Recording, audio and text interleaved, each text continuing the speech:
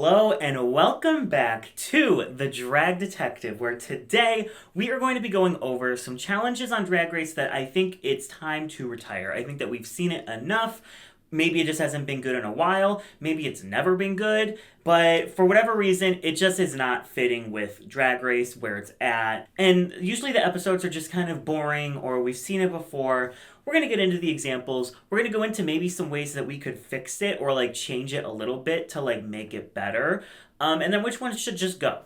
Like forever and never return. So that is what we are going to be doing. The 5 challenges that I think Drag Race needs to retire. If you haven't noticed, we have the fact drop. We are in the next era. And is it a little bit wrinkly? Yes. Do I have a steamer on the way? Yes. What, does it really fucking matter? No. So the next week, these will not be here. This is like so smooth. And this was really cheap. Like this is good, like thick quality. And it was really cheap. So if anyone wants to link to that, I guess I'll put the link to the site that I used because it was like cheap, shipped very quickly. Did it come a little bit wrinkled? Yes, but there's not much you can do about that. I literally, if you could see this thing, I have like, it goes basically my arm's length, like basically right outside the camera is where it like ends. But I have it on the stand with like clamps and everything. But I was like, oh, I heard that if you put things in the shower with like hot water and close the door, that like it'll get the wrinkles out. So I literally like put this entire thing, like shoved it in my bathroom, and it literally was like half in the shower, half in the sink. And it worked a little bit. But not fully. But Miss Steamer is on her way, so it will be looking much nicer next episode, I promise. But I just couldn't wait. Like, I know that I guess I should just wait till it's like perfect to like put in the video, but like it's so fun.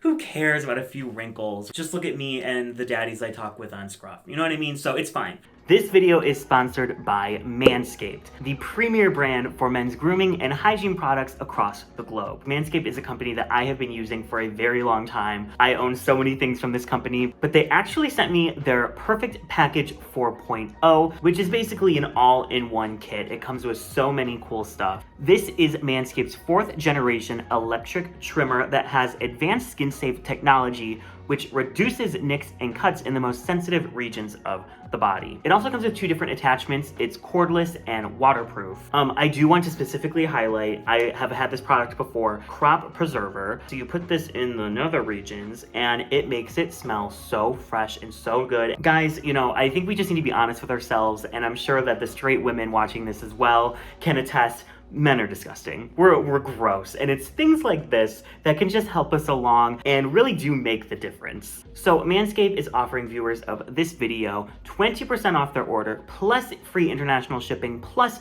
2 free gifts if you use my promo code DETECTIVE at this link, which will also be linked in the description below. Thank you so much, Manscaped. This is genuinely a company I love so much, and I'm so happy to be able to sponsor them on this channel. So thank you, Manscaped. And now back to our content. So also, I'm sorry this channel has not had a video. It's kind of been like an every other week scenario because of Drag Duel. We are 3 episodes in. 4th episode coming on Monday, which will have the first elimination of the season. Drag Duel has been taking up a lot of my time. It's been a lot. There have been some bumps in this first couple of weeks, but we finally found our footing. We finally got our rhythm. And I will be filming videos now twice a week so that I'll have like an off week where I can just post the other one. We're in a new era. We're figuring things out, but I think I finally nailed down the system, the groove. So from now on, videos weekly, back to normal. Go watch Drag Duel. Go watch Drag Duel because there's a lot of you here that aren't there. If it's not your thing, fine, but just go give it a try. It's something that we're really putting our heart into, and I'm really excited about these performers and contestants on the season. So if you have interest in an international drag competition featuring kings and non-binary performers and trans performers, all kinds of people that are doing drag, go check out Drag Duel. And yeah, so let's just get down into this video. So the first challenge that I wanted to talk about is kind of the obvious one. It's one that gets talked about a lot as just being kind of the dud in every single season that it's in, on international seasons, on all-star seasons, on regular seasons. It hasn't worked, I think, for a long time, and that is the acting challenge. Now, are there good iterations of the acting challenge? Yes. I think that the Drag Race sequels on All Stars 2 were pretty good. I think that Daytona Wins, both of them have been pretty good. But I think that more times than not, it's bad, like it's really bad. And I think it all just comes down to the writing. The writing of these challenges is it's wild. It's kind of insane. Like they love to do this thing where they'll like include two different like pop culture references and like mash it together. Like I'm thinking All Star 7, they did the like Santa School for Girls, which was like I don't know, Gossip Girl, but also like Criminal Minds, but also like Mean Girls, but also Santa Claus is Coming to Town. Like I don't understand where all of these references were coming from or how they were supposed to mesh together. But it was just kind of not good. I also think about Honey, I Shrunk the Drag Queens. Like there's so many just weird on All Star 6, the American Horror Story Coven, which like wasn't terrible. Like it wasn't good, but it wasn't terrible. But they were also like, let's make it Glee, or like I don't really know what was going on there. But they either need to just retire this challenge and say no acting, which I think is actually not the best idea because acting is something that a lot of these queens on Drag Race actually do get into. So I think it is something important on the show to kind of like flex their skills, show off what they can do, maybe get some notes because we're seeing so many queens go on to do, you know, roles in television shows and movies and, you know, the Willamification of it all. So I do think it's a skill that is good and it makes sense to have on Drag Race, unlike some other challenges. But I just don't think that the writers consistently across the board, these writers from all these different countries that I have watched, none of them can write a good script. None of them. It's literally impossible. Like, write a good script challenge, do that challenge. They can't. I think that there's two things they can do to make it better. One, stop trying to make references to other media in these challenges and just, if you write a good script, if you just write a good, funny, comedic skit script, then I think it will work out better than like trying to do a riff on Get Out or Black Panther or like Days of Our Lives, like all of these things that they're trying to pull from. Or have the queens make the skit themselves and have it be an acting challenge that's less scripted and more just like improv. Kind of like the Super Tease on Drag Race Season 14, which was one of my favorite challenges, and Maddie Morphosis was robbed. But you could see that like the queens who were smart could come up with really, really funny ideas, and it really just worked. I don't know. I think that there's ways you could spruce up the acting challenge. I think that they kind of realized Daytona Wind was like the best one they had, so they did a part 2 on season 15, and I also think that one worked. I know that one was kind of polarizing, but the people who get it, get it. I got it. I think that they can't do that again for season 16, so I think they're going to go right back to doing some stupid, you know, referential thing. They're going to be like, oh, let's do Euphoria. They're going to be like, oh, we should do like a Stranger Things acting challenge. Let's mix together Stranger Things with Euphoria and also with Duck Dynasty. Like, that is the perfect acting challenge. And you can't tell me that's not something that these fucking weirdos would come up with. So I think that acting challenges can go.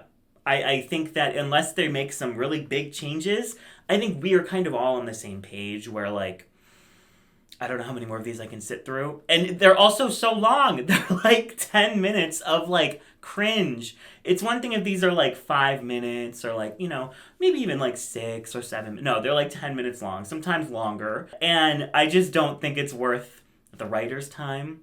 I don't think it's worth the queen's time, the judge's time. And if there's one good thing that comes out of this writer's strike, it is that there will be no writers to write an acting challenge on Drag Race. And, you know, I'm thankful for that. Obviously, I'm kidding. Go support the writer's strike. So that is the first one, and it's kind of the most, like, baseline. We all kind of are on the same page. My next couple might be more of a hot take.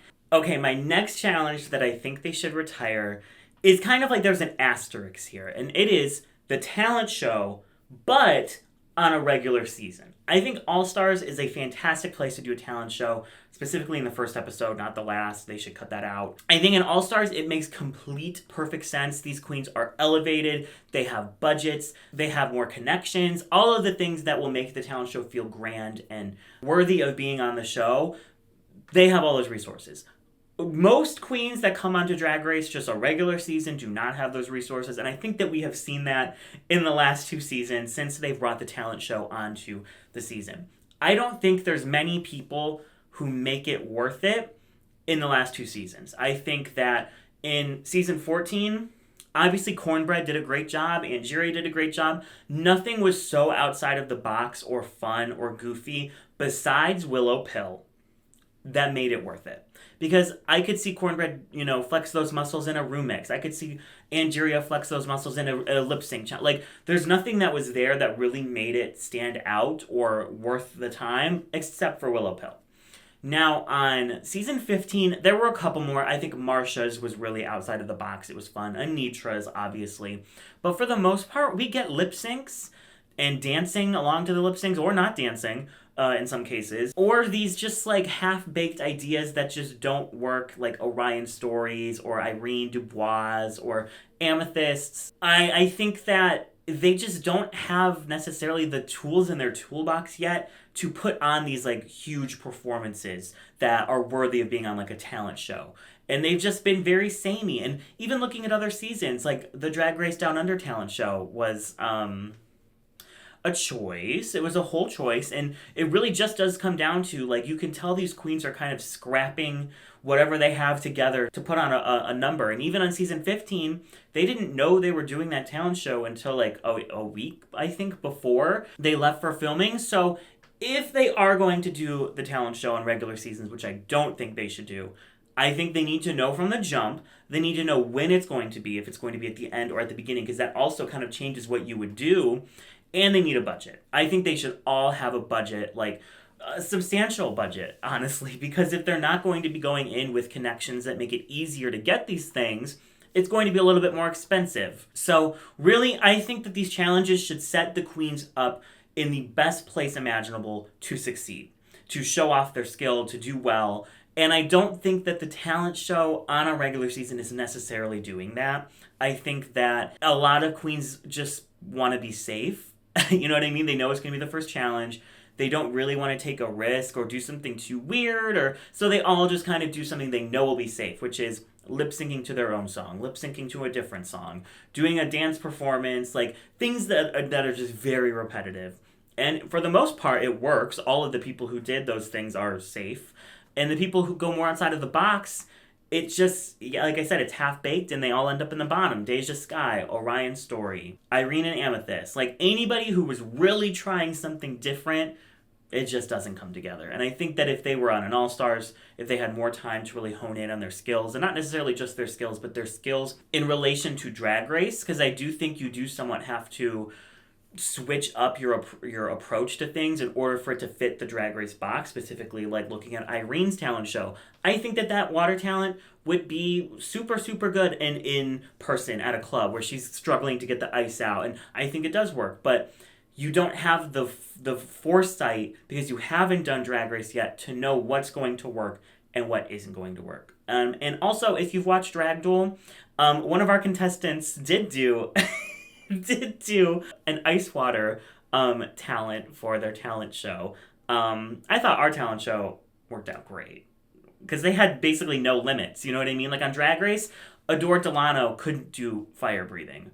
On Drag Duel, we had She Needs a Woman light herself ablaze. I mean, she literally put like kerosene or whatever it was on her leg and lit her leg on fire. If they're able to really do whatever they want, then that's another thing. But on Drag Race, they're not. They are put in this box of what they're able to do, what the production is going to be liable for. Again, on Drag Duel, we had bitches stapling themselves.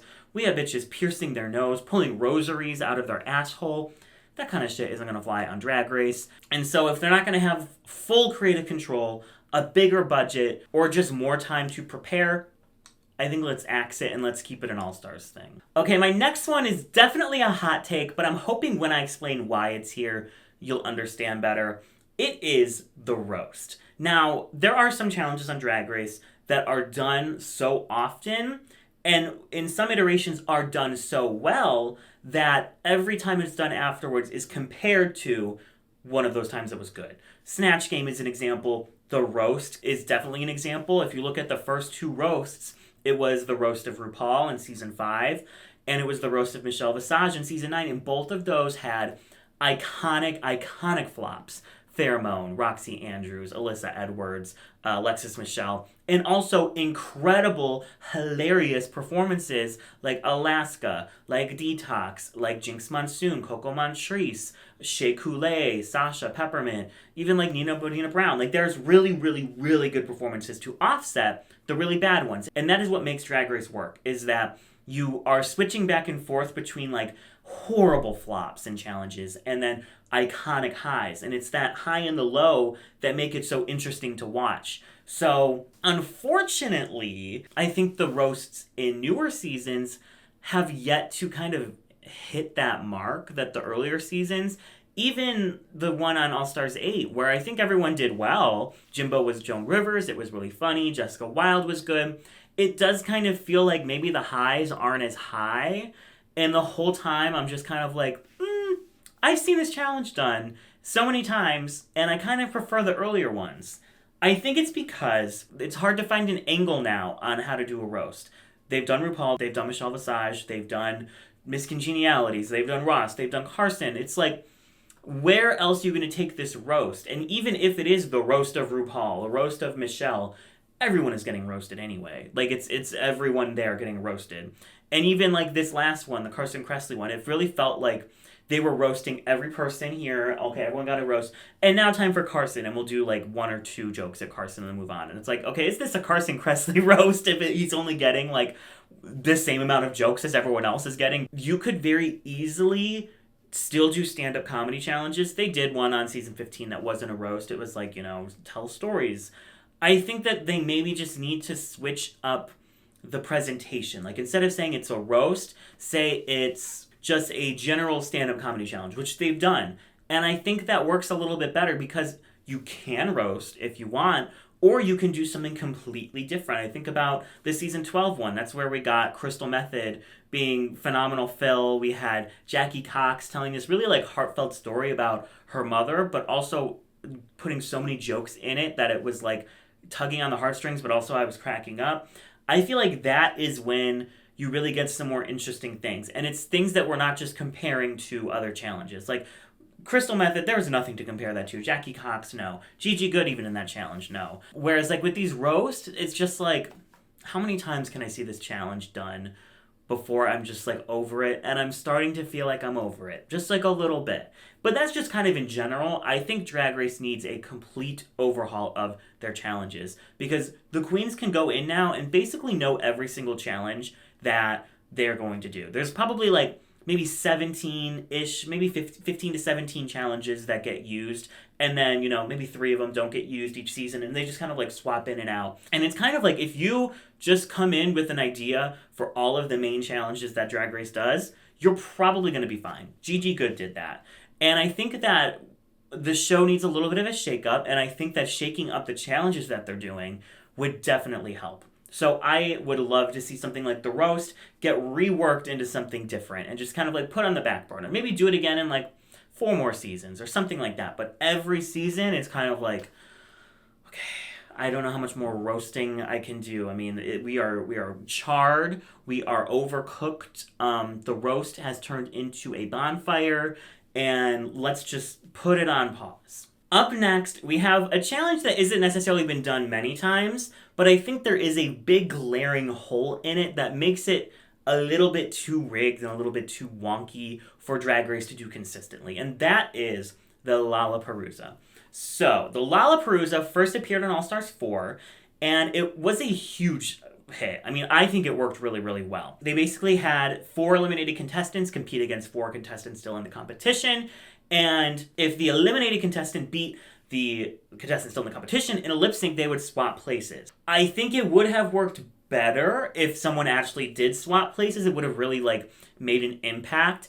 And really all that ended up happening was everybody lost, except for Latrice, but Monique also won that lip sync, so they both got to stay. I think that was fine and all, but I think it would have been even more impactful if, Monique went home. I'm not saying I wanted that to happen. She was my winner pick on All Stars 4, but it would have left a bigger impact. Kind of like Elliot with 2 T's staying after getting voted out in the first episode. It was kind of like, okay, well, what was the point of literally any of that? Then we saw it on season 14, where everyone flopped the Snatch Game so hard that they did a lip sync tournament. I love the idea of a lip sync tournament. They did it again on season 15. They didn't need a reason. It was just the main challenge. But it is inherently flawed because the way that TV works is you want a build. Every Drag Race episode starts off chill. They might have some drama. They're getting ready for the challenge. They're doing the challenge. They are doing the runway. And then the critiques hit. and people are winning, people are in the bottom, there's a lip sync, and someone goes home, and we're hitting that peak. That is how television works, that's how Drag Race works. With the lip sync Lalaparuza, it is such a different challenge from everything else that it kind of has to be rigged in order for this formula to work. You have to have good lip syncers in that last lip sync, or else that last lip sync is going to probably flop, and then the last lip sync being a flop leaves you feeling like, okay, cool. Think about if Anitra and Sasha and Jax, who are the best lip syncers on the cast, I think, in my opinion, if they were all safe, and then Spice and Malaysia and Lucy are the last people left. That is kind of how it probably would end up if there was no riggery. The people who are the weakest lip syncers will be in the last couple of lip syncs because everyone else is able to beat them. That doesn't work with the television formula. Does anyone really want to see a Spice versus Malaysia lip sync as the last lip sync of a Lip Sync Lalaparuza episode? No. And it would really just be kind of an unsatisfying conclusion. So they have to manipulate it so that good lip syncers still are at the end. We saw it with Jasmine Kennedy. We saw it with Jax. We saw it with Anitra. Statistically, it is very kind of unlikely that 3 of the 4 people who were in those last lip syncs for that last episode are going to be the best lip syncers on the season. You know what I mean? Like, statistically, that is very, very unlikely because there was some string pulling to make sure that that happened, to make sure that the last lip sync was a good lip sync. And what happens is we lose Jasmine Kennedy and we lose Jax, who are arguably top 2, top 3 lip syncers on that entire season, and you just kind of feel weird about it. Because Jasmine Kennedy didn't flop any of her lip syncs. Did she do the wrong vibe for Respect? Yes. Did she kind of do the wrong vibe for Swept Away? Yes. But none of her lip syncs were bad. Especially the one against Angeria, which a lot of people think she actually won. I kind of agree with that. Jax, I think, was neck and neck with Mistress in that first lip sync. And I think it really just comes down to which style of lip syncing do you like better to determine who won that, especially seeing this extended cut. And yes, did Mistress read me to filth on Twitter for saying that Jax won? Yes, she did. But I still stand by my opinion, bitch. Did Jax do well in the other 2 lip syncs that she did? Yes. Jax never put in a bad lip sync, but because of the way that it is picked, because of people who are paired together, Jax and Jasmine go home, and it's just kind of like, well, how did that happen? How did Spice stay? Like, how is Spice still here? How's Malaysia still here? Obviously, there was the riggery of it all. I think that we see now, I think we've seen it twice now, 2 seasons, 14 and 15 in a row. We kind of know what is going to happen. We kind of know why it has to happen, but we're kind of onto them. So unless they're going to have a very, bland final lip sync, I think it's just going to continue to make people feel a little bit icky. So I do think it might be better to just retire it and only pull it out for, like, big moments. Like a twist on All Stars 4. Like, people all flop a challenge, so you all have to do this. Like, if it's just becoming an every season thing, we already know the formula. We already know exactly what's going to happen. Someone who's good at lip syncing is going to end up going home miraculously, and it's going to lose its kind of firepower. Like the lip sync for the crown, iconic on season 9, but we've seen it so many times now that we're like, another lip sync for the crown? Imagine if they had done it on season 9 and then kept it for another like 3 or 4 seasons and then brought it out again. That would have been a huge moment, but we just keep getting this overkill. And I think it's killing a lot of these really great moments in Drag Race. Whenever something really, really good happens that everybody loves, the lip sync Lalaparuza, season 9 lip sync for the crown, Daytona wins. They feel like they have to recreate it to get that reaction again, when really, we just want to see new, exciting stuff, not repeats of things that we liked 2 years ago. I think Drag Race needs to kind of go in that direction if they want to keep fans excited with these new seasons. And lastly, this is my, I think, biggest hot take, and it's the one that I am not 1000% sold on, but I think that I have an argument. And it is the rumix challenge. The rumix is kind of like the Lalaparuza, where when it was brought on All Stars 2, it was the biggest moment in the world. It was a slay. It was iconic. They did it again for season 9. Category is, it was iconic. We loved it. Then on All Stars 3, Kitty Girl, Really, really good rumix. We loved it. It was fun. We were all on board. Season 10, American it was fine, but it really just didn't live up to the previous ones. All Stars 4 Super Queen, we don't know her. Season 11, Queens Everywhere, okay, this is good. We're getting back into it. And then All Stars 5, Clapback. All Stars 6, This Is Our Country. The Drag Race UK and Drag Race Down Under ones. Besides a little bit of love because of Taste and Bimini. I think the issue is we already have a Girl Groups Challenge. And the Girl Groups Challenge is on every single season now. And it's kind of just a redux. And they've tried to fix this. The season 14 and season 15 girl groups are definitely like a different flavor. They did the like 60s vibe in season 14 and they did the granny vibe in season 15. So it does kind of make it a little bit different than the remix. The issue is the remix has become kind of just forgettable because there are so many good ones. These newer ones just aren't stacking up. And I think the other issue is that instead of leaving it for the finale, I think on All Stars it makes complete sense. Do it for the finale. It's their last moment to shine. It's their last moment to stand out. On these regular seasons, it's like supposed to be the last challenge before the finale, but then no one ever goes home. It's just kind of a nothing episode. It's a waste of an episode. No one goes home in American. No one goes home in Category Is. No one goes home in Lucky. No one goes home in... What did they do for season 14? Catwalk. Catwalk was good. And no one goes home in season 15 with Blame It on the Edit. So it's kind of just like this episode where we're doing the remix, it's this big deal, and then people don't go home. Vanjie went home, and Jackie Cox went home. And that's kind of it. So I think that it suffers because the episodes that it's in are just kind of bland episodes. So in general, the challenge just starts to feel like, oh, here we go again. No one's going home. This whole hour is wasted. You know, there's no point. We all know they're going to make the finale, so why are we here? So I think that the remix shouldn't go away. I think it should be used in a smarter way. You know, we're using up all of RuPaul's best songs, and now we have to use these, like, songs from 5 years ago. These songs that are just like, what is, like, This Is My Country? Like, who asked? Who asked for that? You know, I think that do it once a year with All Stars and use an iconic Drag Race song. Catwalk, ASMR Lover. I want a Mighty Love one. I mean, where's the Mighty Love? So yeah, I think that it's a good challenge. I don't want to see it go away forever. I want to see it used sparingly and when it really, really matters to make it feel as big as it is and as it once was. So that's my hot take, the remix. I think most people are probably going to disagree, but whatever. Let me know in the comments which challenge you think should be retired by Drag Race, and maybe give some examples of challenges you'd like to see, because that's another whole video, is challenges that we want to see on Drag Race. So if you comment some challenges, I could do a whole video just talking about your suggestions. So why don't we do that? What are some challenges you would love to see on Drag Race that we have never seen before? Drop those down below. If I like enough of them, I'll do a video about it. The links to all of my social medias are in the description below, as well as the link to Drag Duel's YouTube channel, where our first 3 episodes are already live. Thank you for being patient with my video rollout this month. I'm happy to be back on schedule. I'm happy to be in a new, fun era. I love this because it feels like I'm on Zoom, and like, you know how they have like the backgrounds that you put on, but like, it's real.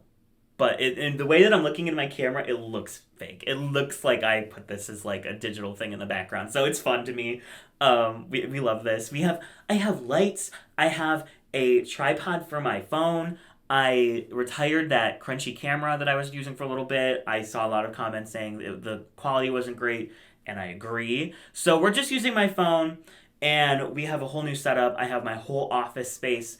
We are thriving, surviving, living, breathing, and that's all we can ask for. So thank you all so much for watching. Make sure to subscribe if you are not already, and I will catch you all in the next one.